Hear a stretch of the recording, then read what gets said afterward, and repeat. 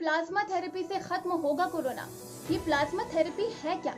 नमस्कार, मैं हूं सोनिका जियाल। आप देख रहे हैं कोरोना क्रॉनिकल्स। दोस्तों, इस वक्त पूरी दुनिया के देश कोरोना को खत्म करने की जद्दोजहद में लगे हैं और इसी बीच भारत में एक उम्मीद की किरण सामने आई है और इस उम्मीद की किरण का नाम है प्लाज्मा थेरेपी। दरअसल अरविंद केजरीवाल ने 10 दिन पहले केंद्र सरकार से परमिशन मांगी थी।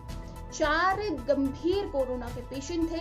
उन्होंने प्लाज्मा थेरेपी को अप्लाई करने की परमिशन केंद्र सरकार से मांगी थी।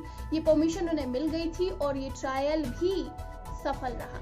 जी हाँ, क्योंकि 4 पेशेंट में से जो आईसीयू वार्ड में भर्ती थे उनमें से 2 को जनरल वार्ड में शिफ्ट कर दिया गया है। यानी कि 2 पेशेंट कोरोना से लड़ने की जो जद्दोजहद थी उसमें कामयाब साबित हो रहे हैं और ठीक होने की कगार पर पहुंच चुके हैं।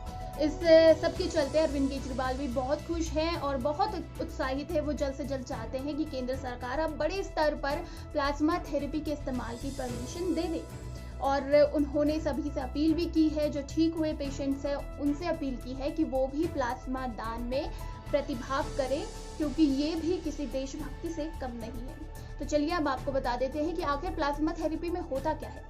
मान लीजिए कि कोई कोरोना पेशेंट था जो अब ठीक हो चुका है, तो वो ठीक कैसे हुआ? जब उसके अंदर एंटीबॉडीज डेवलप हुए। ये एंटीबॉडीज वही प्रोटीन्स होते हैं जो किसी भी बीमारी या वायरस से लड़ने में मदद करते हैं और अब उस स्वस्थ व्यक्ति के अंदर वो एंटीबॉडीज डेवलप हो गए हैं। अब इन्हीं एंटीबॉडीज को इंजेक्ट किया जाता है बीमार इंसान के शरीर में, ताकि उसके अंदर भी रोग प्रतिरोधक क्षमता विकसित हो सके। अब जो स्वस्थ व्यक्ति है उसमें से हम 800 ml प्लाज्मा ले सकते हैं और जो बीमार व्यक्ति है उसमें 200 ml हम इंजेक्ट कर सकते हैं। यानी कि एक स्वस्थ पेशेंट 4 पेशेंट को प्लाज्मा दान कर सकता है। तो इसी तरह से जब वो 800 ml 4 व्यक्तियों में बचेगा तो 4 व्यक्ति ठीक होने की कगार में पहुंच जाएंगे।